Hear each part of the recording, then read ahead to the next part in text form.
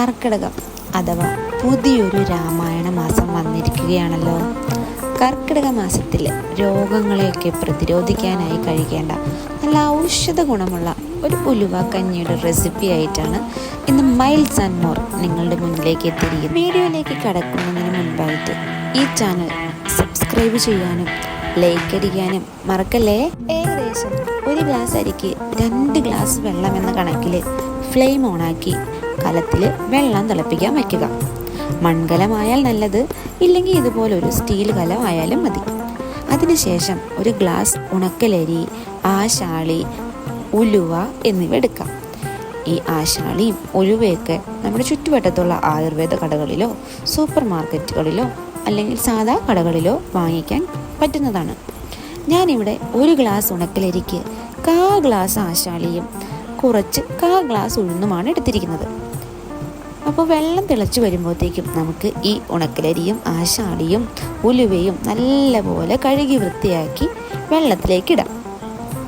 കുറച്ച് ആശാളി എടുത്തിട്ട് വെള്ളത്തിലിട്ട് വയ്ക്കുകയും വേണം കേട്ടോ. ഒരുപാട് ഉലുവ ചേർത്താൽ നമുക്ക് കയ്പ്പ് കൂടും. അതുകൊണ്ട് കുട്ടികൾക്കും കൂടി കൊടുക്കാനുള്ളതല്ലേ, കുറച്ച് ഉലുവ ചേർത്താൽ മതി.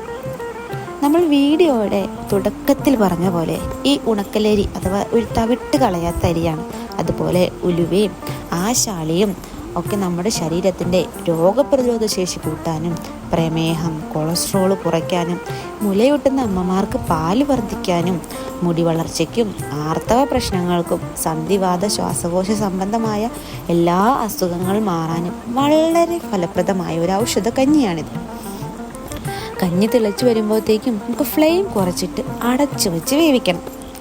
അരി വേവാറാകുമ്പോഴത്തേക്കും അതിനുശേഷം കുറച്ച് തേങ്ങ ചിരകിയെടുക്കുക. തേങ്ങ അരച്ച് ചേർക്കുന്നവരുണ്ട് കേട്ടോ. എനിക്കിവിടെ ഇഷ്ടം തേങ്ങ ചിരകിയിടുന്നതാണ്.